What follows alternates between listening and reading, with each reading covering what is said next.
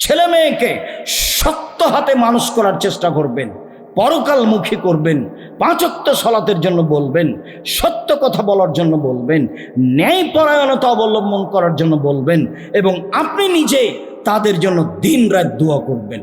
সম্মানিত দিনী ভাই বোন, দিনাজপুরে এক বাসায় রাতে নিয়ে গেছে, দেখি সেই খাটে ময়ূর তৈরি করা আছে সাইডে, 2 সাইডে। আমি বললাম, ভাইজান আমি এই ঘরে থাকতে পারি না, ভিন্ন ঘরে চলেন। কি করতে হবে? ময়ূর কেটে ফেলতে হবে। দা নিয়ে এসে ও হাতে হাতে এই খাট থেকে ময়ূর কেটে ফেললো। তারপরে আমি বাসায় থাকলাম। দিনাজপুর শহরে দেখি মৌলানা সাহেব ভিতরে বসে আছেন, আওয়ামী লীগের কার্যালয় ঘর ছবি মূর্তিতে ভর্তি হয়ে আছে। দরজা দাঁড়িয়ে বললাম, আসসালামু আলাইকুম। কি ব্যাপার ভাইজান, আপনি এভাবে বসে আছেন যে এখানে? আমাকে বলছে, আরে আপনি তো মুহাদ্দিস মানুষ, ছোট ভাই আব্দুর রাজ্জাক সাহেব, আসেন আসেন বসেন। জি না, আমি এখানে বসতে পারি না, আমি চলে গেলাম। যদি ভিন্ন ব্যবস্থা না করতে পারে তাহলে আমি এখনই ট্রেনে রাজশাহী চলে যাব। আমাকে তাড়াহুড়া করে অন্য ঘরে নিয়ে গিয়ে রাখার ব্যবস্থা করলো। ঢাকায় এক বাসায় ঢুকলাম, এমপি সাহেব। আমি বলছি, ভাইজান মূর্তি সরাতে হবে, অন্যথায় বসতে পারি না। আমাকে বলছে, আমি সবচেয়ে খাঁটি আহলে হাদিস। ছবি ও মূর্তি সম্পর্কে এক গুরুত্বপূর্ণ সংক্ষিপ্ত তত্ত্ববহল বিবরণের চেষ্টা করব ইনশাআল্লাহুল আজিজ। তাতে ছবি মূর্তির ফলাফল এবং ছবি মূর্তিকে ছিঁড়ে ফেলা বা ভেঙে ফেলা, এ ব্যাপারে রাসূল সাল্লাল্লাহু আলাইহি সাল্লাম কী বলেছেন এবং নিজে তিনি কি করেছেন, আমরা সংক্ষিপ্ত হলেও আপনাদের সামনে পেশ করার চেষ্টা করব ইনশাআল্লাহুল আজিজ। সম্মানিত দিনী ভাই বোন, আমি আপনাদের অনুরোধ জানাচ্ছি, যারা যেখানে আছেন, দোকানপাটে আছেন, চলাচল অবস্থায় আছেন, মসজিদে শুয়ে আছেন, আমি আপনাদেরকে সামনে এসে বসে আলোচনা শোনার জন্য অনুরোধ জানাচ্ছি। অবশ্যই কষ্ট হলেও ধৈর্যের পরিচয় দিয়ে সামনে বসে থাকার চেষ্টা করবেন। এখানে সেখানে ঘুরে বেড়াবেন, দোকানপাটে যাবেন, গল্প করবেন, এ আচরণ ভালো নয়। সালাফি কনফারেন্সে এসে যদি আপনাদেরকে আমরা ভালো আচরণ, ভালো শিষ্টাচার না শিখাতে পারি, না দিতে পারি, বা আপনারা যদি না গ্রহণ করতে পারেন, তাহলে এটা একটা দুঃখজনক ব্যাপার। প্রয়োজন নেই এমনিতে আপনি ঘুরে বেড়াচ্ছেন দোকানের সামনে, প্রয়োজন নেই এমনিতে আপনি রাস্তা রাস্তা হেঁটে বেড়াচ্ছেন।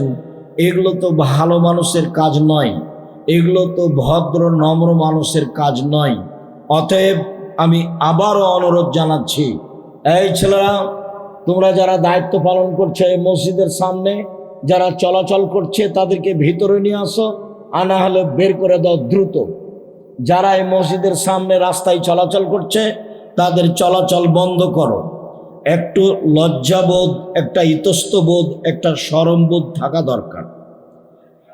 আমরা উর্দু ভাষা সম্পূর্ণ না বুঝলেও আমরা আঁচ করছি যে অবশ্যই একটা গুরুত্বপূর্ণ বক্তব্য হচ্ছে, সেখানে আমরা চলাচল করি, উঠি, বসি। এই নোংরা আচরণ কেন? এই ধরনের শিষ্টাচার কেন? আপনাকে আমি বলছি, এটা সালাফি কনফারেন্স, আপনাকে ধৈর্যের পরিচয় দিতেই হবে। গতকালকে যখন সূচনায় বলেছিলাম, জামিয়া সালাফের ভিতরে খাওয়ার ব্যবস্থা আছে আলহামদুলিল্লাহ, জামিয়া সালাফের ভিতরে পেশাব পায়খানার ব্যবস্থা আছে আলহামদুলিল্লাহ, জামিয়া সালাফের ভিতরে থাকার ব্যবস্থা আছে আলহামদুলিল্লাহ। এরপরে আপনি বাইরে যান, ঘুরে বেড়ান, এরর সাথে গল্প করেন, এইটা আপনার চালচলন ভালো হলো কি করে? এখানে এসে যদি আপনি নেকির জায়গায় পাপের মধ্যে লিপ্ত থাকেন, অপ্রয়োজনীয় কাজে লিপ্ত থাকেন, তাহলে এটা আপনার জন্য কেমনে সাজে, কেমনে মানায়? এই ছেলেরা শোনো, যারা এই ডান দিকে দাঁড়িয়ে আছে, এদেরকে ওই পিছনের জায়গা আমি দেখতে পাচ্ছি, এগুলোতে তাদের বসার জন্য নিয়ে যাও। যারা তোমরা দায়িত্ব পালন করছো তারা কি করো, মসজিদের সামনেটা দ্রুত খালি করো, কেউ চলাচল করতে পাবে না। সম্মানিত দিনী ভাই বোন, মহান আল্লাহ বলেন, ইন্নাল্লাযীনা ইউযুনাল্লাহ ওয়া রাসূলাহু, নিশ্চয় যারা ছবি মূর্তি তৈরি করে আল্লাহ এবং আল্লাহর রাসূলকে কষ্ট দেয়, লানাল্লাহু ফিদ দুনিয়া ওয়াল আখিরা, লানাহুমুল্লাহু ফিদ দুনিয়া ওয়াল আখিরা, আল্লাহ তাদের জন্য ইহকালে ও পরকালে অভিশাপ করেছেন। ইহকালে অভিশাপ, ফলাফল ভালো নয়, পরকালে অভিশাপ জাহান্নাম। ওয়া'আদাল্লাহু লাহুম আযাবাম মুহিনা, আর আল্লাহ তাদের জন্য প্রস্তুত করেছেন অপমানজনক শাস্তি। যারা ছবি মূর্তি তৈরি করে, ছবি মূর্তি অঙ্কন করে, তারা আল্লাহকে কষ্ট দেয়, তারা রাসূলকে কষ্ট দেয়, তাদের জন্য রয়েছে জাহান্নাম, অপমানজনক শাস্তি। সম্মানিত দিনী ভাই বোন, বিষয়টি অতীব গুরুত্বপূর্ণ এবং প্রত্যেকটা মানুষের ভাবা উচিত, মানুষকে স্বাভাবিক মনে করে। আবু তালহা রাদিয়াল্লাহু তাআলা আনহু বলেন, রাসূল সাল্লাল্লাহু আলাইহি ওয়াসাল্লাম বলেছেন, লা তাদখুলুল মালায়েকাতু বাইতান ফিহি কালবুল তাসাবির, যে ঘরে কুকুর থাকে, যে ঘরে ছবি মূর্তি থাকে, সেই ঘরে ফেরেশতা প্রবেশ করেন না। হাদিস বুখারী মুসলিম। যে ঘরে কুকুর থাকে, যে ঘরে ছবি মূর্তি থাকে, সে ঘরে ফেরেশতা প্রবেশ করেন না। অতএব আপনাকে বুঝতে হবে, কুকুরের অবস্থা যেমন, ছবি মূর্তির অবস্থা তেমন। কুকুরও একটা নিকৃষ্ট প্রাণীর অন্তর্ভুক্ত, যেখানে ফেরেশতা যায় না। ঠিক ছবি মূর্তি একটা নিকৃষ্ট ব্যবস্থাপনা, যেখানে ফেরেশতা প্রবেশ করেন না। আমরা আলোচনায় ধারাবাহিকভাবে বলবো, রাসূল সাল্লাল্লাহু আলাইহি সাল্লামের বাড়িতে জিবরাইল প্রবেশ করেননি ছবি মূর্তি কুকুরের কারণে। রাসূল সাল্লাল্লাহু আলাইহি সাল্লাম মেয়ে ফাতেমার বাড়িতে প্রবেশ করেননি ছবি মূর্তির কারণে। রাসূল সাল্লাল্লাহু আলাইহি ওয়াসাল্লাম যেখানে ছবি মূর্তি থাকতো সেখানে প্রবেশ করতেন না। ওমর রাদিয়াল্লাহু তাআলা আনহু প্রবেশ করেননি ছবি মূর্তির ঘরে, সাহাবীগণ প্রবেশ করেননি ছবি মূর্তির ঘরে। কেমন জিনিস তা আমরা ধারাবাহিকভাবে বলার চেষ্টা করব ইনশাআল্লাহ। সম্মানিত দিনী ভাই বোন, আব্দুল্লাহ বিন মাসউদ রাদিয়াল্লাহু তাআলা আনহু বলেন, রাসূল সাল্লাল্লাহু আলাইহি সাল্লাম বলেছেন, ইন্না আশাদ্দান নাসি আযাবান ইনদাল্লাহি ইয়াউমাল কিয়ামাল মুসাব্বিরুনা, বিচারের মাঠে সবচেয়ে কঠিন শাস্তির অধিকারী হবে, সবচেয়ে কঠিন শাস্তি হবে যারা ছবি মূর্তি তৈরি করে। দিন রাত আপনি সেলফি তোলার জন্য ব্যস্ত হয়ে থাকেন, আপনার অবস্থা দেখলে আমি অবাক হই। এইসব যেভাবে ছবি উঠিয়ে বক্তব্য রেকর্ডিং করা হচ্ছে, এটার ফলাফল কি হবে সেটা আমি অনেক সময় অস্পষ্ট থাকি। এর ফলাফল মানুষ সমাজে অনেক ভালো মনে করেই আমরা এটুকু করে থাকি।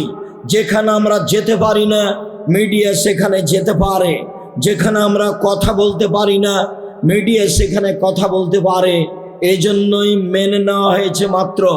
সম্মানিত দিনী ভাই বোন, আব্দুল্লাহ ইবনে উমর রাদিয়াল্লাহু তাআলা আনহু বলেন, রাসূল সাল্লাল্লাহু আলাইহি সাল্লাম বলেছেন, ইন্নাল্লাযীনা ইয়াসনাউনা হাযিহি সুওয়ারা, নিশ্চয় যারা এইসব ছবি মূর্তি তৈরি করে, নিশ্চয় যারা এইসব ছবি মূর্তি অঙ্কন করে, এর ব্যাপারে রাসূল সাল্লাল্লাহু আলাইহি সাল্লাম বলেছেন যে ইউআযাবুনা ইয়াউমাল কিয়ামা, বিচারের মাঠে তাদেরকে শাস্তি দেওয়া হবে।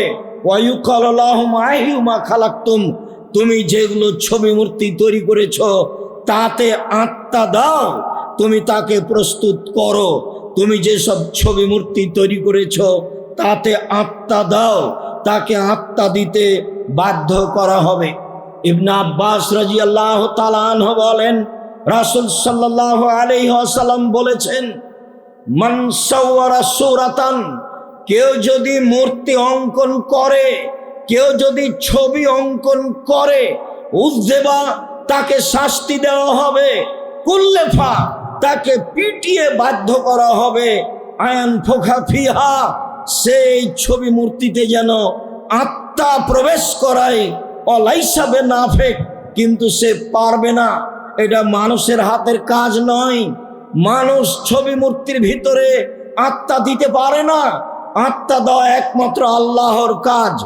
সম্মানিত দিনী ভাই বোন, আবু সাঈদ খুদরি রাদিয়াল্লাহু তাআলা আনহু বলেন, রাসূল সাল্লাল্লাহু আলাইহি সাল্লাম বলেছেন, আল্লাহ তাআলা বলেন, পৃথিবীর মানুষ শুনে রেখো, অমান আদলামু মিম্মান যাহাবা আন ইয়াখলুকুকা খালকি, ওর চেয়ে বড় অপরাধী কে হতে পারে, তার চেয়ে বড় পাপী কে হতে পারে, ওর চেয়ে বড় অপরাধী কে হতে পারে, তার চেয়ে বড় পাপী কে হতে পারে, যে আমার সৃষ্টির মতো সৃষ্টি করতে চায়, আমার মানুষের আকৃতি তৈরি করার মতো, পশু প্রাণীর আকৃতি তৈরি করার মতো আকৃতি তৈরি করতে চায়, ফালইয়াখলুকু, তাহলে সে করুক না, করুক একটা জাররাতান, নিজে থেকে করুক একটা ভুট্টার গাছ,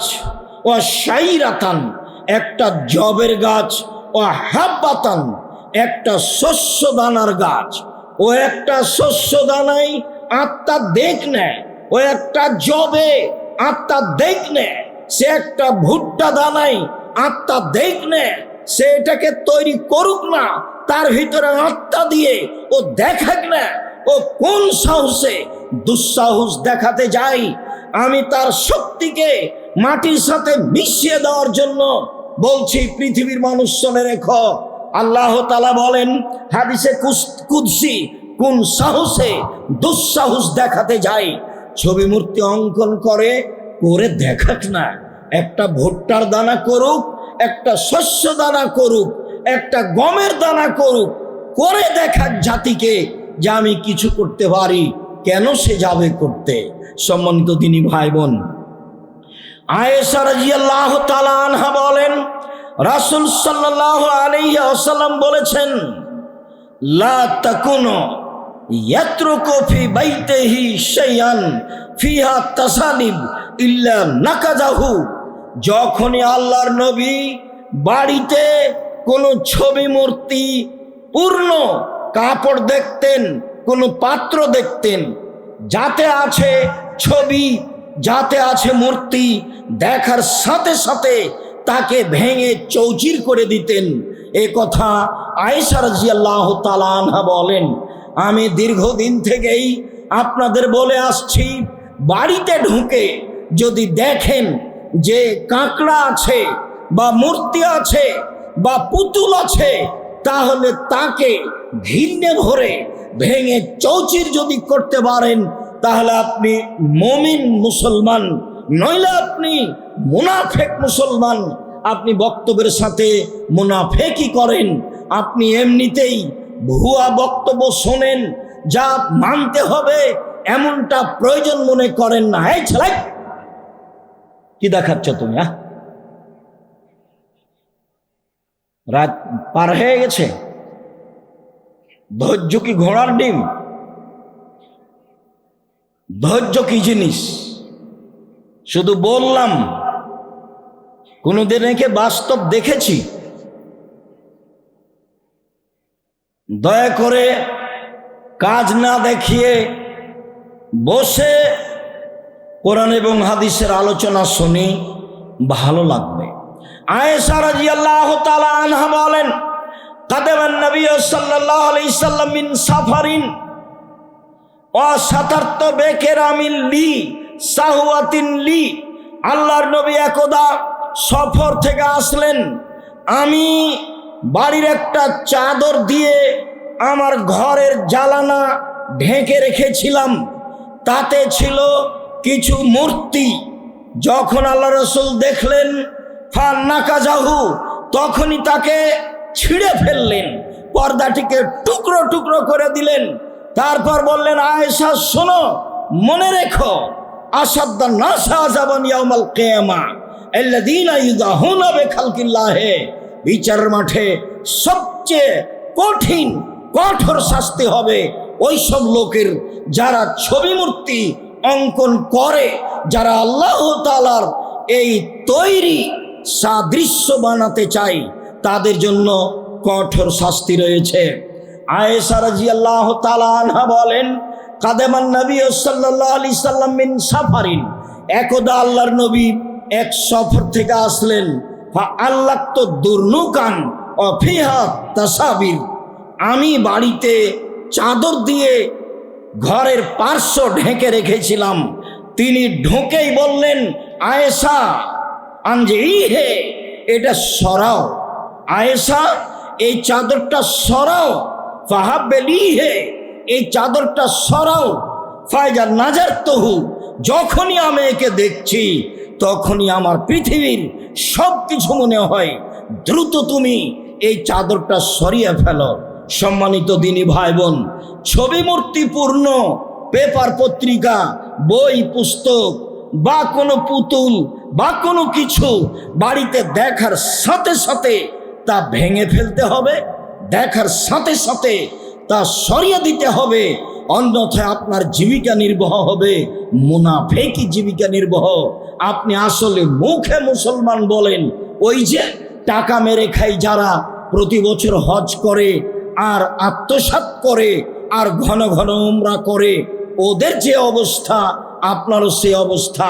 আপনি নিজে সতর্কতার সাথে জীবিকা নির্বাহ করুন।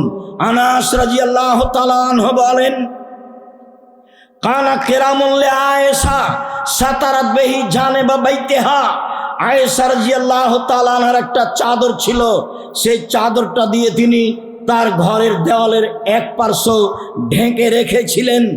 আল্লাহর নবী বলেন, আয়েশা লা তাজালো তারেজো তাসাবিরোহা, আমি তি আন্না কেরামাকে, আয়েশা তোমার এই চাদরটা সরাও, আয়েশা তোমার এই চাদরটা সরাও। এই চাদরের ছবি, এই চাদরের ডোরা ডোরা দাগ, আমি সলাত আদায় করছি, আমার সলাতের একাগ্রতাকে নষ্ট করছে, মনে হচ্ছে যেন এই ছবি মূর্তি আমাকে বিপদে ফেলে দিবে, দ্রুত তুমি এই কাপড়টি সরিয়ে দাও।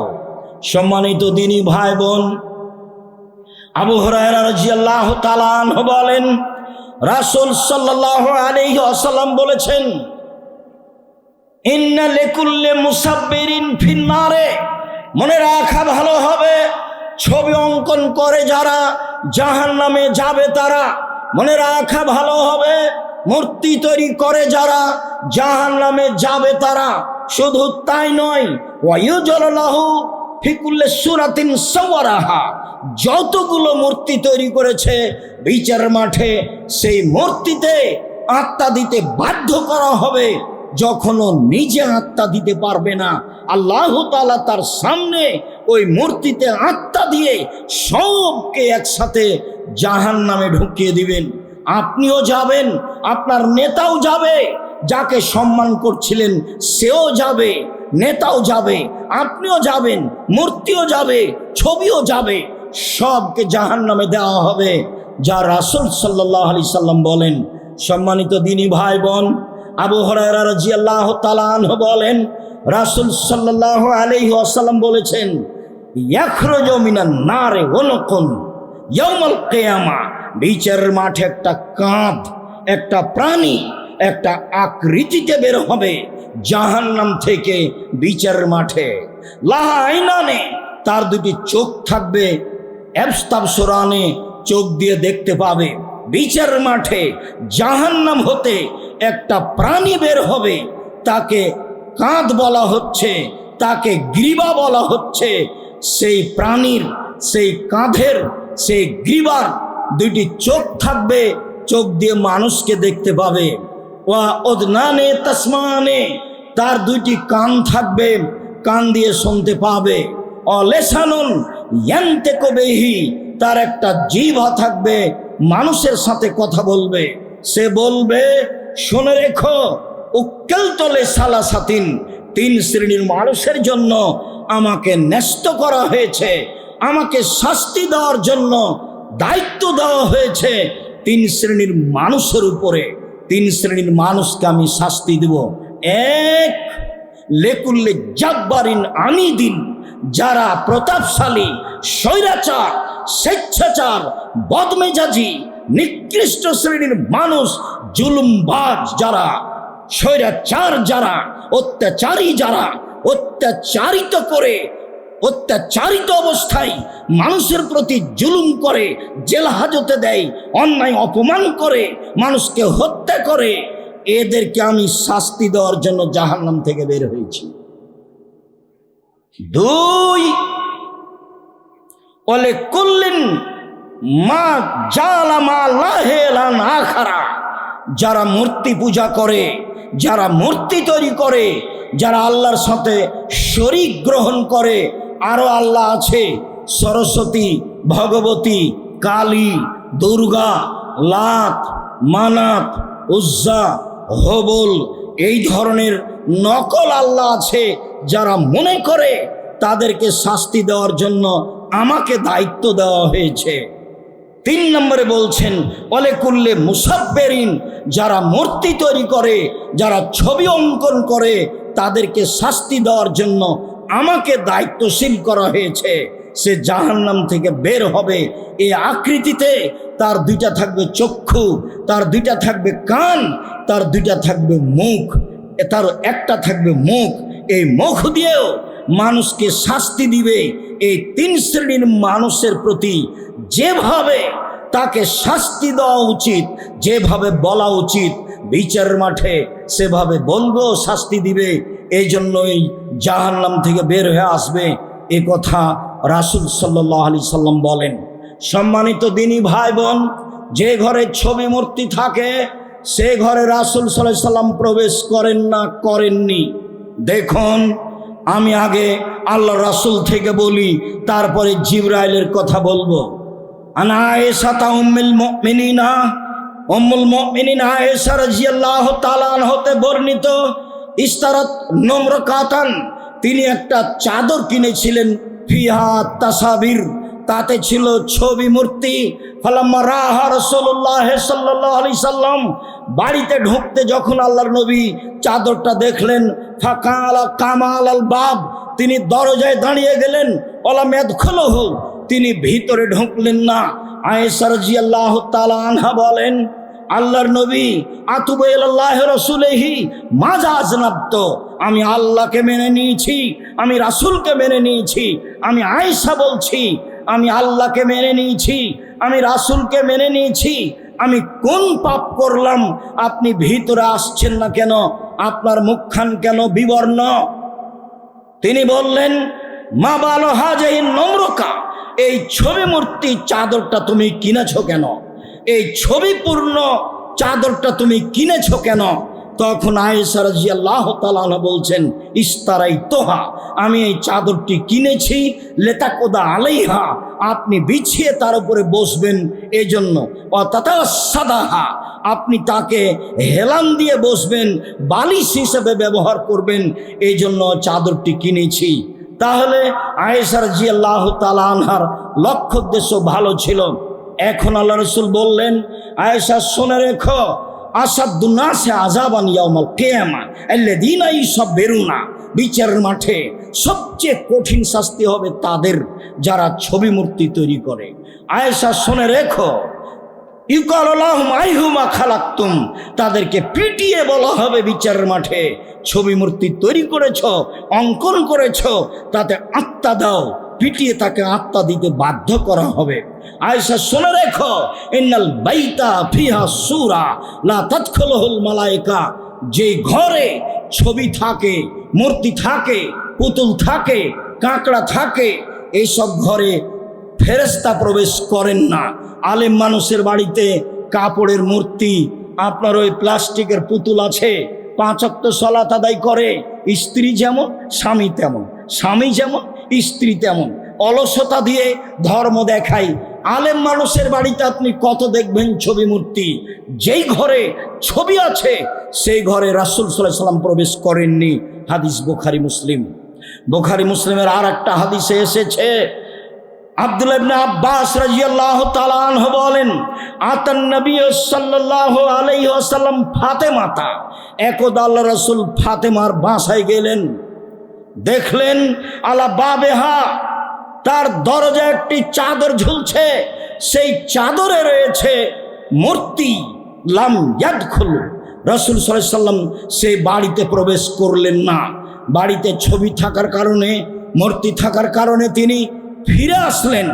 অত্র বুখারী মুসলিমের হাদিসে বোঝা যায় যে ঘরে ছবি রয়েছে, মূর্তি রয়েছে, পুতুল রয়েছে, মাছ রয়েছে, মৃত্যু কাঁকড়া আছে, এসব ঘরে প্রবেশ করা যাবে না।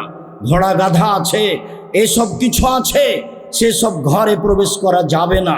করলেও সেটা ভেঙে ফেলার পরে বসতে হবে। সম্মানিত দিনী ভাই বোন শুনুন, এবার আপনাকে আমি দেখাই, জিবরাইল আলাইহিস সালাম রাসূলের বাড়িতে ঢুকলেন না কুকুরের কারণে, ছবি মূর্তির কারণে। আব্দুল্লাহ ইবনে আব্বাস বলেন, মাইমুনা রাদিয়াল্লাহু তাআলা আনহা বলেন, আন্নান নবী সাল্লাল্লাহু আলাইহি সাল্লাম আসবাহা ওয়াজিমা ইয়াওমান ওয়াজিমা, একদিন খুব চিন্তিত অবস্থায় সকাল করলেন। আমি বললাম, আল্লাহ রাসূল, ইস্তানকারত হাইয়া থাকা, আপনাকে খুব চিন্তিত মনে হচ্ছে, ঘটনা কি? মুনজয়াম, সারা দিন চিন্তিত দেখছি, কি হয়েছে বলবেন? আল্লাহর নবী বললেন, মাইমুনা শোনো, ইন্না জিবরাইলা কানা ওয়াদানি আয়ালকানি আল্লাইলাতা, জিবরাইল আমার সাথে ওয়াদা করেছিলেন, তিনি আমার সাথে গত রাত্রে দেখা করবেন। ওয়ালাম ইয়ালকানি, তিনি রাতে আমার সাথে দেখা করলেন না। ওয়াল্লাহে মা আখলাফানি, আল্লাহর কসম, জিবরাইল আমার সাথে ওয়াদা করে কোনোদিন মিস করেননি। আল্লাহর কসম, জিবরাইল আমার সাথে ওয়াদা করে কোনোদিন ওয়াদা ভঙ্গ করেননি। ঘটনা কি আমি বুঝলাম না, কেন তিনি আসলেন না? ফাদাল্লা ইয়াউমাহু দালিকা ওয়া বাদা দালিকা, চিন্তিত অবস্থায় সময় পার হতে লাগলো। ফাওয়াকা ফি নাফসিহি জিরো কালবিন, হঠাৎ করে রাসূলের অন্তরে জেগে উঠল যে একটি ছোট কুকুরের বাচ্চার কথা। কানাফি তাহাতা ফুস্তাতিন, আমাদের খাটের নিচে ছিল, এই কুকুরের বাচ্চাটার কথা রাসূলের মনে পড়ল। ফা আমারা বেহি ফা উখরেজা, তার ব্যাপারে বের করে দেওয়ার আদেশ করা হলো। রাসূল সাল্লাল্লাহু আলাইহি ওয়াসাল্লাম নিজ হাতে পানি নিলেন। ওয়া নাজাহা মাকানাহু, যেখানে কুকুরের বাচ্চাটা শুয়েছিল সেখানে পানি ছিটিয়ে দিলেন। সন্ধ্যা হতে না হতেই জিবরাইল চলে আসলেন। আল্লাহর নবী তাকে বললেন, আনতা ওয়াদানি, আপনি আমার সাথে ওয়াদা করেছিলেন, আনতালকানি আল্লাহতাল বারেহা, গত রাত্রে আপনি সাক্ষাৎ করবেন, আপনি আসলেন না। জিবরাইল বলেন, আজাল, জি হ্যাঁ আমি এসেছিলাম। লাম নাদখুল বাইতান ফিহি কালবুন তাসাবির, আমরা ওই ঘরে প্রবেশ করি না যে ঘরে ছবি থাকে, মূর্তি থাকে, কুকুর থাকে, সেই ঘরে আমি প্রবেশ করি না। এসেছিলাম, দেখি আপনার খাটের নিচে কুকুরের বাচ্চা আছে, সেই জন্য আমি আপনার ঘরে প্রবেশ না করে ফিরে গেছি। সম্মানিত দিনী ভাই বোন, জিবরাইল ফিরে গেলেন রাসূলের বাড়ি থেকে, ভিতরে ঢুকেননি। কেন? খাটের নিচে কুকুরের বাচ্চা রয়েছে সেই জন্য। সম্মানিত দিনী ভাই বোন, আব্দুল্লাহ ইবনে উমর বলেন, হিনা কাদেমা উমর ও আসামা, যেই সময়ে উমর রাদিয়াল্লাহু তাআলা আনহু সিরিয়ায় পৌঁছিলেন, সানাল্লাহু রাজুলুন মিনান নাসারা, একজন খ্রিস্টান মানুষ তার জন্য খাদ্য পানি রেডি করলো। ফাকাল আলে উমর, খ্রিস্টান মানুষ উমরকে বলল, ইন্নী উহিব্ব, আমি ভালোবাসি, আন্তাজে আনি অতাক্রমণী আন্তা আসাবকা, আমার বাড়িতে দাওয়াত নিয়ে আপনি আমাকে সম্মানিত করবেন, আপনি আমার মর্যাদা বাড়াবেন। ওয়াকানা মিন জোমায়ে নাসারা, জোমায়ে নাসারা, এ ছিল খ্রিস্টানদের একজন বড় লিডার, বড় নেতা। বলল, ওমর, আপনার সঙ্গী সাথী সহ আমার দাওয়াত নিয়ে আপনি আমাকে সম্মানিত করবেন। ওমর বললেন, শুনে রেখো, লা নাদখুলু ফি কানাইসিকুম, আমি তোমাদের গির্জা ঘরে প্রবেশ করব না। ফিয়াজলি আও লিয়াজলি সুয়ারে, তোমাদের গির্জা ঘরে মূর্তি আছে সেই জন্য আমি প্রবেশ করব না। যেই ঘরে ছবি থাকে, মূর্তি থাকে, সেখানে ফেরেশতা থাকে না, সেখানে আমি প্রবেশ করি না। সম্মানিত দিনী ভাই বোন, আপনার জীবদ্দশায় হতে হবে যে ঘরে ছবি মূর্তি আছে সেই ঘরে প্রবেশ না করা। আমি অনেক দিন দেখেছি, নোয়াখালীতে এক বাসায় গেছি, মাওলানা সাহেব দেখছি ঘরে শুয়ে আছেন, দরজায় দাঁড়াতে আমি সালাম দিয়ে দাঁড়িয়ে দেখি ঘরের ভেন্টিলেটারে সব ঘোড়ার ছবি, ভেন্টিলেটারগুলো ঘোড়ার তৈরি আকারে তৈরি করা আছে। আমি দাঁড়িয়ে গেলাম, আমি বললাম, কি ব্যাপার, এই ঘরে তো আমি বসতে পারি না, কি করতে হবে? সব ভেঙে দিতে হবে, তাহলে আমি বসতে পারি, অন্যথা আমি চললাম। আমি বের হয়ে হাঁটা দিয়েছি ব্যাগটা নিয়ে, তাড়াহুড়া করে ধরে বলছে, বসেন বসেন, ব্যবস্থা করছি। আমাকে বাইরে বসিয়ে হাতুড় দিয়ে ঘরের যা ভেন্টিলেটার ছিল সব ভেঙে দিল। দিনাজপুরে এক বাসায় রাতে নিয়ে গেছে, দেখি সেই খাটে ময়ূর তৈরি করা আছে সাইডে, দুই সাইডে। আমি বললাম, ভাইজান আমি এই ঘরে থাকতে পারি না, ভিন্ন ঘরে চলেন। কি করতে হবে? ময়ূর কেটে ফেলতে হবে। দা নিয়ে এসে ও হাতে হাতে এই খাট থেকে ময়ূর কেটে ফেললো, তারপরে আমি বাসায় থাকলাম। দিনাজপুর শহরে দেখি মৌলানা সাহেব ভিতরে বসে আছেন, আওয়ামী লীগের কার্যালয় ঘর ছবি মূর্তিতে ভর্তি হয়ে আছে। দরজা দাঁড়িয়ে বললাম, আসসালামু আলাইকুম। কি ব্যাপার ভাইজান, আপনি এভাবে বসে আছেন যে এখানে? আমাকে বলছে, আরে আপনি তো মহাদ্দেশ মানুষ, ছোট ভাই আব্দুর রাজ্জাক সাহেব, আসেন আসেন বসেন। জি না, আমি এখানে বসতে পারি না, আমি চলে গেলাম। যদি ভিন্ন ব্যবস্থা না করতে পারে তাহলে আমি এখনই ট্রেনে রাজশাহী চলে যাব। আমাকে তাড়াহুড়া করে অন্য ঘরে নিয়ে গিয়ে রাখার ব্যবস্থা করলো। ঢাকায় এক বাসায় ঢুকলাম, এমপি সাহেব। আমি বলছি, ভাইজান মূর্তি সরাতে হবে, অন্যথায় বসতে পারি না। আমাকে বলছে, আমি সবচেয়ে খাঁটি আহলে হাদিস। বললাম, এই অবাক কথা, পাশে এত বড় মূর্তি, তারপরে আপনি খাঁটি আহলে হাদিস, এটা হয় কি করে? আমি আপনাকে কষ্ট দিতে আসিনি, আমি গেলাম। যদি আপনার সম্ভব হয় তাহলে মূর্তি সরাতে হবে, বসতে পারি, অন্যথা আমি গেলাম। আসসালামু আলাইকুম। বসেন বসেন বসেন, সরানোর ব্যবস্থা করছি। সরিয়ে দিল, বসা হলো। সেখানে এক চেয়ারম্যান তার অফিসে নিয়ে গেল অনেক মূর্তি। চেয়ারম্যান সাহেবকে বললাম, দুঃখিত ভাইজান, আমি আপনার দাওয়াত খেতে পারছি না, আমি চলে গেলাম। বললেন, আব্দুর রাজ্জাক সাহেব, যেদিন বাড়ি ছবি মূর্তি থেকে খালি মুক্ত করতে পারবো সেদিন দাওয়াত দিব। পরের দিন বাড়িতে যা ছবি মূর্তি ছিল সব ভেঙে দেওয়া হলো, চৌচির করা হলো, ফেলে দেওয়া হলো। পরে একদিন দাওয়াত দিয়ে নিয়ে গেলেন, বললেন, এ দেখেন ঘর একবারে ছবি মূর্তি মুক্ত। গেলাম আপনার এতে বর্ধমানে এক বাড়িতে, দেখি যে ঘরে বসতে দিয়েছে সেই ঘরে পুতুল দিয়ে পরিপূর্ণ, ছবি মূর্তি দিয়ে পরিপূর্ণ। দরজা দাঁড়িয়ে বলছি, আপনি উচ্চ শিক্ষিত মানুষ, একাধিক দিন আপনি আমার সাথে কথা বলেছেন, আমি আব্দুর রাজ্জাক বিন ইউসুফ, না চিনলে না জানলে সেটা আপনার ব্যাপার। যে ঘরে ছবি মূর্তি থাকে সেই ঘরে আমি বসি না। বলেন কি আব্দুর রাজ্জাক সাহেব, 1 মিনিটের মধ্যে সারা বাড়ির ছবি মূর্তি খালি করে দিব এবং তা আগুন দিয়ে জ্বালিয়ে দিব। আপনার ভালোবাসায় আমার প্রয়োজন। আমার চোখের সামনে যত ছিল পুতুল ছবি মূর্তি সবকে ভেঙে চৌচির করে দিল এবং যাকে আগুন দিয়ে জ্বালিয়ে দেওয়া সম্ভব তা আমার চোখের সামনে জ্বালিয়ে দিল। ঠিক আছে বসেন, আপনাকে সম্মান করি, যাতে আপনার সম্মান বজায় থাকবে তা আমি করতে প্রস্তুত। সম্মানিত দিনী ভাই বোন, উমর রাদিয়াল্লাহু তাআলা আনহু যেই বাড়িতে যেই ঘরে ছবি মূর্তি থাকতো সেই ঘরে তিনি প্রবেশ করতেন না। সালেম বিন আব্দুল্লাহ বলেন,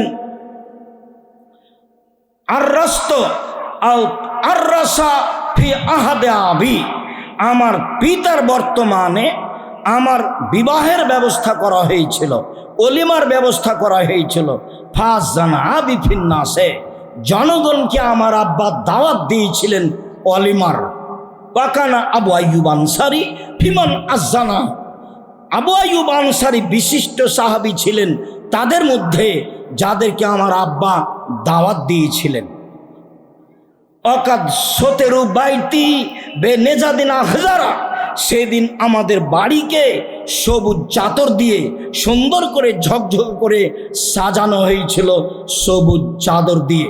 ফাকবালা আবু আইয়ুব আনসারী, আসলেন আবু আইয়ুব আনসারী। ফাদা খালা, তিনি ভিতরে ঢুকলেন। ফারানি কায়মান, তিনি আমাকে দেখলেন আমি দাঁড়িয়ে আছি।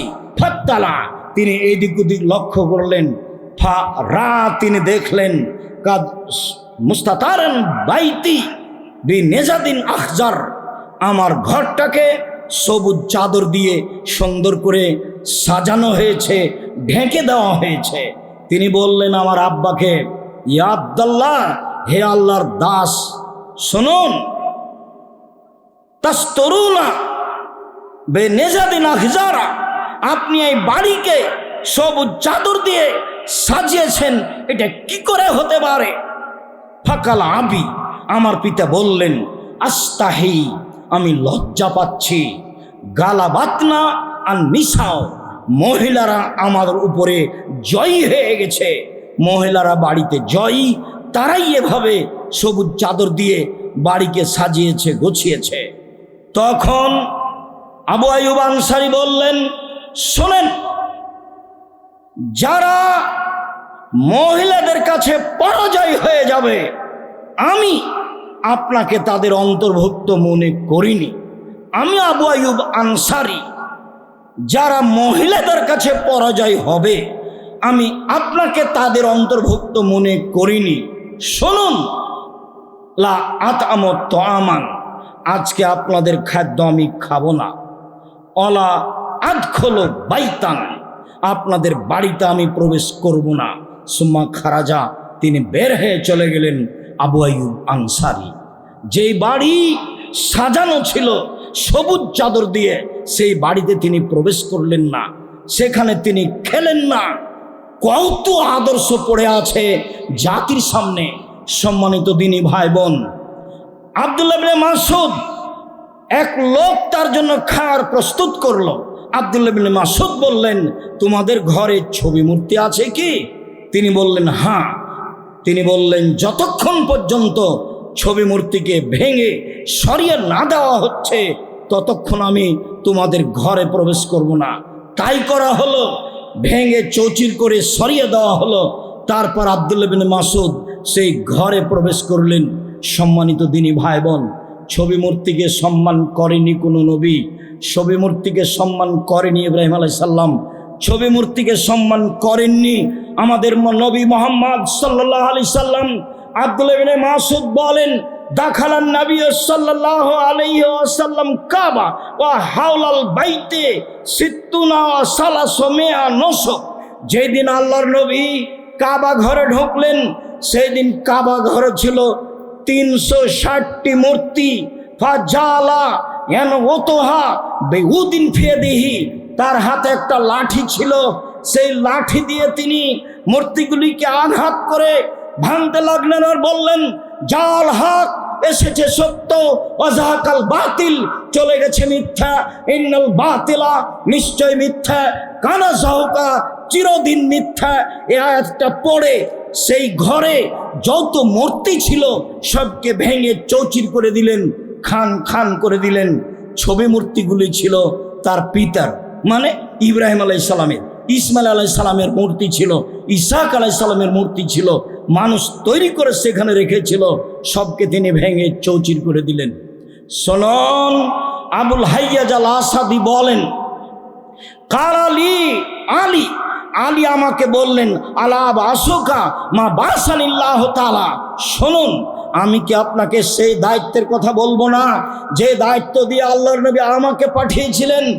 বলেছিলেন, আলী আল্লাহ তাদা তিমসালানিল্লাহ তমস্তাহু আলা কাবরান মুসলিমিল্লাহ সাওয়াইতাহু, আলী তুমি ছাড়বে না কোনো উঁচু কবর, সবকে ভেঙে সমান করে দাও। তুমি ছাড়বে না কোনো ছবি মূর্তি, সবকে ভেঙে চৌচির করে দাও, খান খান করে দাও। পৃথিবীর মানুষ মনে রাখুন, ছবি মূর্তি ভাঙার জন্য আমরা জন্ম নিয়েছি, গড়ার জন্য নয়। আমি মুসলিম চিররণবীর, মরণকে করি না ভয়। মরলে শহীদ, বাঁচলে গাজী, উভয়ই সমান। মরাও যতটুকু, বাঁচাও ততটুকু। মরলেও জান্নাত, বাঁচলেও জান্নাত, অতএব উভয়ই সমান। আমরা কখনো ছবি মূর্তিকে সম্মান করতে পারি না। ছবি মূর্তি ভেঙে দেওয়ার জন্য, চৌচির করে দেওয়ার জন্য, লাথি মেরে গুড়িয়ে দেওয়ার জন্য জন্ম নিয়েছি। ওর 5 পয়সা দাম রাখি না। সম্মানিত দিনী ভাই বোন, বলে যাচ্ছি, ছবি মূর্তি পূজার মাধ্যম, ইবাদাতের মাধ্যম। রাসূল সাল্লাল্লাহু আলাইহি ওয়াসাল্লাম বলছেন, পৃথিবীর মানুষ মনে রেখো, আমার 3টি আশঙ্কা জাতির সামনে বলে গেলাম। আমার 3টি ভয়। 1, আইম্মাতাল মুজিল্লিন, ভ্রান্ত হুজুর, হুজুর হবে ভ্রান্ত, এটা আমার আশঙ্কা, জাতির সামনে বলে গেলাম। 2, ওয়াসাতালতাহিকু কাবাইলু মিন উম্মতি বিল মুশরিকিন, আমার উম্মতে হিন্দুদের সাথে মিশে যাবে, এটা আমার ভয়। হিন্দুদের সাথে থাকবে, ওদের কাজকর্মে থাকবে, ওদের অফিস আদালতে থাকবে, ওদের মূর্তির পাশে থাকবে, ওদের গান বাজনার মতো গান বাজনা বাজাবে। আমার উম্মত হিন্দুদের সাথে মিশে যাবে, এইটা আমার আশঙ্কা। 3, ওয়াসাতাবদু কাবাইলু মিন উম্মতি আল আওসানা, আমার উম্মত মূর্তি পূজা করবে, এটা আমার ভয়। কত মূর্তি মানুষ তৈরি করেছে, মাঠেও ঘাটে, রাস্তাতে, অফিসে আদালতে, কত মূর্তি আপনি দেখতে পাচ্ছেন। যাকে ভেঙে দেওয়ার জন্য আদেশ দিয়েছেন আল্লাহ, আদেশ দিয়েছেন রাসূল, নবী নিজে ভেঙে দিয়েছেন, সাহাবীকে ভাঙার জন্য আদেশ করেছেন, সেই জিনিস মানুষের কাছে সম্মান পেতে পারে কি করে? আমাকে বলছেন ভদ্রলোক, আব্দুর রহিক সাহেব, আমার মাকে আমি খুব ভালোবাসি, এই জন্য আমার মাকে সুন্দর করে কাঠ দিয়ে বেঁধে এখানে ঝুলিয়ে রেখেছি। আমি বললাম, আপনি কুসন্তান, আপনি খারাপ সন্তান, এ বলেন কি আপনি? আপনি যদি যেদিন আপনার মায়ের কবর দিয়ে আসলেন, পাসপোর্ট সাইজের ছবিটা ছিঁড়ে ফেলে যদি আপনি মায়ের কবরের পাশে গিয়ে দোয়া করতেন, তাহলে আপনি সুসন্তান হতেন। আপনি আপনার মায়ের ছবিকে সুন্দর করে সাজিয়ে মাথার উপরে ঝুলিয়ে রেখেছেন, এটা আপনি কি দেখাতে চাচ্ছেন? এ দিয়ে আপনার মায়ের আপনি কি উপকার করতে পারেন? এ তো কবরে ফুল চড়ানোই হলো। ও বলছে যে কবরে ফুল চড়িয়ে কবরকে সিক্ত করলো। কবরে যে আছে তাকে হয়তো মাইরা একাকার করে দিল, আর এখানে বেকুব মানুষ বলছে যে তাকে ফুল দিয়ে কবরকে সিক্ত করল। এই জন্য এই বইটা পড়া খুব দরকার, শিক্ষা বনাম জাহেলিয়াত। এই জন্য এই বইটা পড়া দরকার। কেন? এই নির্যাতন কি তার প্রতিকার? এটা শিক্ষা নয়, এটাই জাহেলিয়াত। ঠাকুরের গান যদি আমার মুসলিম ছেলে মেয়ের মুখে চলে, তাহলে শিক্ষিতকে এরাই জাহেল, এরাই মূর্খ। আমার জানা নাই বাংলাদেশে কে শিক্ষা অর্জন করে জাতির কল্যাণ চায়, কে আসলে শিক্ষা অর্জন করে জাতির পরকাল চায়। এমন ছেলে কে নিয়ে জন্ম নিয়েছে, এমন বাপকে যার ছেলেকে তৈরি করছে, মানুষ করছে জাতির কল্যাণের জন্য। ও তো 4টা প্রাইভেট মাস্টার রেখেছে, ইন্টার পাস করার পরে বিশ্ববিদ্যালয়ে ভর্তি করার জন্য সাবজেক্ট প্রতি একটা রেখেছে, বড় ডাক্তার করবে। সেই জন্য বড় ডাক্তার ওই কোম্পানির প্রেসক্রিপশন দেয়, ওষুধ লিখে, যে কোম্পানি তাকে টাকা দিয়েছে। ও তো প্রতারক, ও তো ধোঁকাবাজ। আপনি তাকে কেন বড় ডাক্তার করলেন? সবাই এমনটা হবে তা নয়, তবে প্রায় এমনই। যারা বলছে আমার ছেলেকে ইঞ্জিনিয়ার করব, ও তো চোর। রাস্তাঘাট তৈরিতে মানুষের টাকা পয়সা মেরে খায়, চুরি করে খায়। আপনি এ অবস্থায় আছেন, চাঁপাইনবাবগঞ্জের ভাষাতে আপনার আমও গেল, ছালাও গেল, কাঁদতে কাঁদতে 2 চোখও গেল, জীবনটা 16 আনায় মিছে। আপনি যা বুঝেছেন তা ঠিক নয়। আপনার ছেলে মেয়ে জাতির জন্য কল্যাণ আনতে পারে না, আপনার জন্য কল্যাণ আনতে পারে না। ওকে চোর করে মানুষ করেছেন, ওকে প্রতারক করে মানুষ করেছেন। আপনাকে আমি কতদিন বললাম, আপনি তো খুব প্রশংসা করলেন আপনার ছেলের। হ্যাঁ তাই তো, লন্ডনে থাকে, 5 লক্ষ টাকা বেতন পায়, খুব মেধাবী ছেলে, বাইরে গেছে, বহির্বিশ্ব তাকে চাকরি বড় দিবে না। কেন? মুসলিম তাদের গোলাম, গোলামকে কেউ বড় চাকরি দেয় না। তখন আপনার ছেলেকে মেধা ভালো, সেই জন্য যারা সুইপার, টয়লেট পরিষ্কার করে, ওদের ম্যানেজার তৈরি করে দিয়েছে 5 লক্ষ বেতন। তখন আপনার ছেলে মনে করছে যে লন্ডন আমেরিকায় আছি, সিটির জন্য পেয়েছি, বেতনও 5 লক্ষ আছে, দেশে গিয়ে যদি পিজি হাসপাতালের ডাক্তার হই তাহলে 3 লক্ষ টাকা বেতন, অতএব সুইপারের নেতা হওয়াই ভালো। তা আপনার ছেলে সুইপারের দায়িত্ব পালন করে, কিভাবে টয়লেট পরিষ্কার করতে হবে তারই। ওরা তো বড় চাকরি দিবে না, কেন? ওরা তো মুসলমানকে গোলাম মনে করে, দিন রাত আব্দুল্লাহর বক্তব্য শুনছে। গোলামকে বড় কাজ দিবে কেন? গোলাম তো হলো দাস, গোলাম তো হলো দাসী, গোলাম হলো দাস, যাকে বাজারে বিক্রি করা হয়। ও তো পশু প্রাণীর মতো। আর আপনার ছেলে, কতদিন আপনাকে বললাম, সেই দিন তো আপনার ছেলে বাড়িতে আসলো, হঠাৎ করে এসে গাড়ি থেকে নামলো, দেখা গেল মুখে সিগারেট আছে, হাতে সিগারেট আছে, দাড়ি চাঁচা আছে, গলায় টাই আছে, প্যান্টটা এখনো নিচে আছে। এ অবস্থায় গাড়ি থেকে নামলো। একটু পরে আপনার বৌমা নামলো গাড়ি থেকে, দেখা গেল গায়ে হালকা হালকা কাপড় আছে। তারপরে আপনার নাতনি গাড়ি থেকে নামলো, দেখা গেল গায়ে কাপড় নেই। এরপরে দেখা গেল গাড়ির পিছনে কুকুর আছে। সব মিলে আপনি কি করলেন? কি বুঝাতে চাচ্ছেন নিজেকে, আর কি বুঝাতে চাচ্ছেন জাতিকে? আপনি, আপনার স্ত্রী, আপনার ছেলে, আপনার মেয়ে, সবাই অন্যায়, অবিচারে, রাহাজানিতে, লুটতরাজে, জুয়াচরিতে, জুলুমবাজে, প্রতারণায়, ধোঁকাবাজিতে পরিপূর্ণ হয়ে আছে। ও জাতির কি উপকার করবে? জাতির কি উপকার করবে? জাতির কি উপকার করতে পারে? সম্মানিত দিনী ভাই বোন, রাসূল সাল্লাল্লাহু আলাইহি সাল্লাম বললেন, জাবের উঁচু কবর ভেঙে দিতে হবে, কবর পাকা করা হবে না। জাবের কবরে গম্বুজ তৈরি করা হবে না, কবরে কোনো নাম ঠিকানা লেখা হবে না। জাবের ঘোষণা দিয়ে দাও, কবর পাকা করা হবে না, কবর ভেঙে সমান করতে হবে, কবরের নাম ঠিকানা কোনো কিছু লেখা হবে না, কবরের উপরে বসা হবে না, কবর পাকা করা হবে না, চুনসুরকি করা হবে না, কবরের সাথে কোনো ভালোবাসা নেই। লাশটাকে উপরে না রেখে মাটির নিচে রেখে দেওয়া হয়েছে মাত্র। ভালো ফল ভোগ করছে আত্মা, মন্দ ফল ভোগ করছে আত্মা। কবর খুঁড়লে তাকে সেখানে কিছু পাওয়া যাবে না। বাড়ির পিছনে 3 হাত গর্তের নাম কবর নয়, সেটাই যদি কবর হয় তাহলে যাকে বাঘে খেলো তার কবর কোথায়? যদি কবরস্থানের কবরই কবর হয় তাহলে যে আগুনে জ্বলে গেল তার কবর কোথায়? কবর নয়, একে মাটিতে ঢেকে রাখা হয়েছে, একেই কবর বলা হয়। মূলত আত্মা পায় শাস্তি, মূলত আত্মা পায় শান্তি বিচারের দিন পর্যন্ত। সম্মানিত দিনী ভাই বোন, ছবি মূর্তি গড়তে আসেনি, ছবি মূর্তি ভাঙতে এসেছি। ছবি মূর্তি গড়তে আসেনি। জাতির যদি রাস্তাঘাট করে দিতে না পারি, জাতির যদি স্কুল কলেজ করে দিতে না পারি, জাতিকে চূড়ান্ত সঠিক ধর্ম দিতে পারবো ইনশাআল্লাহ। ধর্মের ব্যাপারে জাতিকে ফাঁকি দিয়ে পরকাল হারাতে রাজি নই। মুসলিম হিসাবে যত ছবি মূর্তি তৈরি হয়েছে, মুসলমানের উচিত, যারা শিক্ষিত ছিল তাদের উচিত সব মূর্তিকে, ছবিকে লাঠি দিয়ে ভেঙে গুঁড়িয়ে একাকার করে দেওয়া দরকার। এবং বাড়িতে যত মূর্তি আছে, পুতুল আছে, সবকে আগুন দিয়ে জ্বালিয়ে দেওয়া দরকার। তাহলে আপনি রাসূলের আদর্শ বাস্তবায়ন করলেন, আল্লাহর আদেশকে পালন করলেন, সাহাবীদের নিয়ম নীতিকে পালন করলেন, আলী যে কথা বললেন সেটাকে পালন করলেন। সম্মানিত দিনী ভাই বোন, আমরা কখনো ছবি মূর্তিকে মূল্যায়ন করি না। যে ঘরে পেপার পত্রিকা আছে সেই ঘর ভিন্ন করতে হবে। যেই বইয়ের উপরে ছবি আছে সেই বইয়ে কাগজ লাগিয়ে তা বন্ধ করতে হবে, খোলা রাখা যাবে না।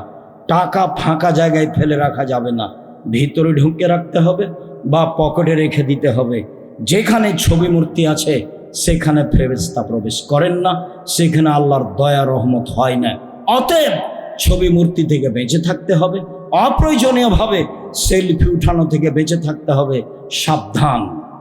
আমরা যা বুঝেছি, জনগণ যা বুঝেছে, পুরুষ নারী যা বুঝেছে, ছবি মূর্তির বিষয়টি তা নয়।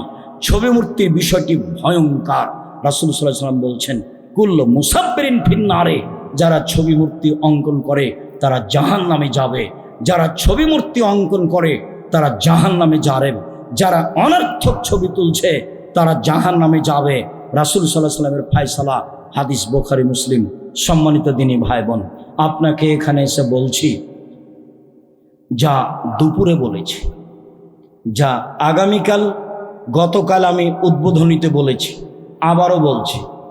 কেন আমি বুঝি না আপনার এত প্রয়োজন হয় কেন, আপনাকে আমি বুঝাতে পারিনি সালাফি কনফারেন্স কাকে বলে। এটা আমার ব্যর্থতা। আমি চেষ্টা করছি আপনাকে ধৈর্যের পরিচয় দিতে হবে, সহ্যের পরিচয় দিতে হবে, 2 দিন একটু কষ্ট করতে হবে, বক্তব্য স্মরণে রাখতে হবে, তাসবিহ তাহলিল জিকির আজকার করতে হবে। সম্মানিত দিনী ভাই বোন, আপনার কল্যাণের জন্য জরুরি কথা,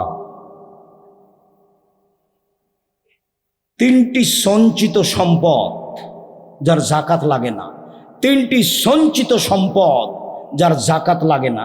1, লেসানুন যাকির, ওই জিহ্বা সঞ্চিত সম্পদ, যে জিহ্বা আল্লাহকে ডাকে, সুবহানাল্লাহ, আলহামদুলিল্লাহ, আল্লাহু আকবার, আস্তাগফিরুল্লাহ, আস্তাগফিরুল্লাহ আল্লাযী লা ইলাহা ইল্লা হুয়াল হাইয়ুল কাইয়ুম বিলাই রব্বিগফিরলি ওয়াতুব আলাইয়া ইন্নাকা আনতাত তাওয়াবুল গাফুর।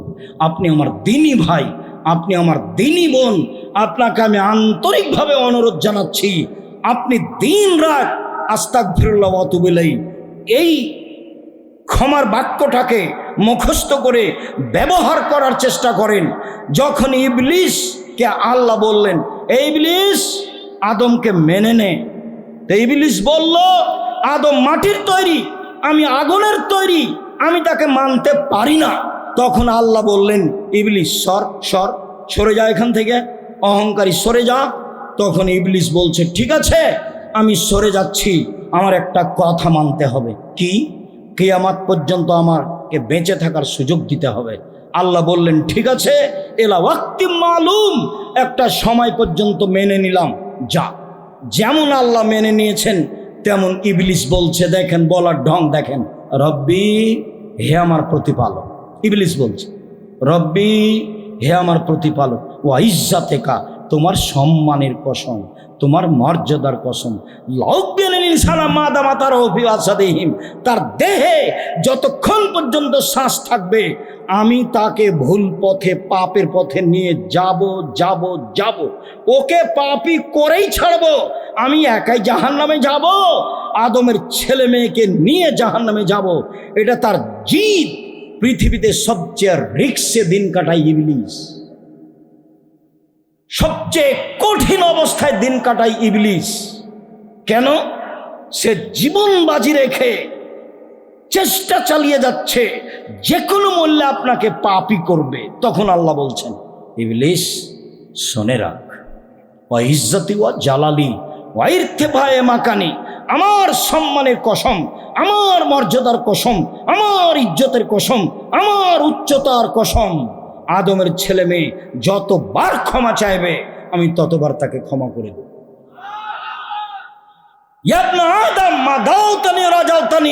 আদমের ছেলে মেয়ে শোনো, যেভাবে ডাকো তুমি সেভাবে থাকি, যেভাবে বলো তুমি সেভাবে শুনি, যেভাবে ডাকো তুমি সেভাবে থাকি, যেভাবে বলো তুমি সেভাবে থাকি। তোমার সব পাপ ক্ষমা করে দিই, আমি পরোয়া করি না তুমি কত বড় পাপী, আমি পরোয়া করি না তুমি কত বড় পাপী। আদমের ছেলে মেয়ে শোনো, তোমার পাপ বেশি হতে হতে যদি আকাশে লেগে যায়, তুমি যদি আমাকে ডাকো তাহলে আমি তোমার পাপ ক্ষমা করে দিব। তুমি যেভাবে ডাকো আমি সেভাবে থাকি, তুমি যেভাবে ডাকো আমি সেভাবে থাকি, তুমি যেভাবে বলো আমি সেভাবে শুনি। আমি পরোয়া করি না তুমি কত বড় পাপী, আমি পরোয়া করি না তুমি কত বড় পাপী। তোমার সব পাপকে আমি ক্ষমা করার জন্য প্রস্তুত রয়েছি। তুমি একটু বলতে শিখো, আস্তাগফিরুল্লাহ ওয়া আতুবু ইলাইহি, আস্তাগফিরুল্লাহ আল্লাযী লা ইলাহা ইল্লা হুয়াল হাইয়ুল কাইয়ুম ওয়া আতুবু ইলাইহি। সম্মানিত দিনী ভাই বোন, আমি আপনাকে 1 নম্বরে পরামর্শ রেখে গেলাম, আপনার জিহ্বাটা যেন সব সময় ইস্তেগফারে থাকে। 2, কালবুন শাকের, যে অন্তর অল্পতেই তুষ্ট। ভাত পেয়েছেন তরকারি পাননি, তখন মন খারাপ হয়ে গেছে। ভিড়ে ঢোকা যায় না, কুপন দিয়েছি, বলছে নাই কুপন, পাওয়াই যাচ্ছে না। কত যে রাগারাগি করলেন। জাজাকাল্লাহ খায়ের, বারাকাল্লাহ, হাইয়াকাল্লাহ। সালাফি কনফারেন্সে এসেছেন, ভাত পাওয়া গেল না তো গেলই না। ঈদের দিন মিঠা রুটি তৈরি করেছে পশ্চিমে, তা আমি পরে গেছি, পাইনি। তো বাকি ছেলেরা বলছে কি ব্যাপার, আপ খালি লৌট রহে হ্যাঁ, রুটি কাহা হয়? রুটি নেই মিলি, রুটি পাইনি। তো এখন ওরা বলছে যে তাহলে বাবুর্চিকে মারবো, রুটি নাই কেন? তা আমি বলছি অবাক কথা, আমি পেলাম না রুটি আর তোমরা বাবুর্চিকে মারবা, মানে এ কি কথা? আমি পেলাম না রুটি আর তোমরা বাবুর্চিকে মারবা? আমি যাতে দেরি করেছি, আমার রুটি হয়তো কেউ নিয়ে নিয়েছে। সম্মানিত তিনি ভাই বোন, দুই, যে কোনো মূল্যে 5 ওয়াক্ত সালাতে প্রস্তুত থাকবেন, অনুরোধ রক্ষা করুন। যে কোনো মূল্যে 5 ওয়াক্ত সালাতে ব্যস্ত থাকবেন, কথাটা রক্ষা করুন। 3, পয়সা উপার্জনের পথ। 1, দিন মজুরি। 2, চাকরি। 3, জমি চাষ। 4, ব্যবসা। তখন তিনি বললেন, সত্যবাদী ব্যবসায়ীরা নবীদের সাথে জান্নাতে থাকবে। তিনি বললেন, ব্যবসায় মিথ্যা কথা চলে আসে, কসম চলে আসে, ফাসুবহু সাদকা, দান দিয়ে এটা পূর্ণ করে দাও। আপনি আমার দিনী ভাই, আপনি আমার দিনী বোন, আপনাকে সর্বদা পয়সা উপার্জনের জন্য ব্যবসায় লেগে থাকতে অনুরোধ জানাচ্ছি। অবশ্যই তা বড় হোক, তা ছোট হোক, তাকে তুচ্ছ না মনে করে পয়সা উপার্জন করবেন। ব্যবসা করে বৈধ পয়সা দিয়ে, লোন দিয়ে নয়। দেখলেন না, ব্যাংক ছিল তাদের, যখন নেত্রীর বয়স 45 মিনিট, তখন তারাও চলে গেল। কত কোটি কোটি টাকা মায়ের দিয়ে, তার নাম কোটি টাকার মালিক? একটা টাকাও তার নেই, টাকাই নাই তার, ব্যাংকের টাকা নাকি তার। রাজত্ব, মেয়ের জন্য আইসক্রিম কিনে 350 টাকা দিয়ে। মিথ্যা ভুয়া জীবনের প্রয়োজন নেই। সম্মানিত দিনী ভাই বোন, ছেলে মেয়েকে শক্ত হাতে মানুষ করার চেষ্টা করবেন, পরকালমুখী করবেন, 5 ওয়াক্ত সালাতের জন্য বলবেন, সত্য কথা বলার জন্য বলবেন, ন্যায়পরায়ণতা অবলম্বন করার জন্য বলবেন, এবং আপনি নিজে তাদের জন্য দিন রাত দোয়া করবেন। সম্মানিত দিনী ভাই বোন,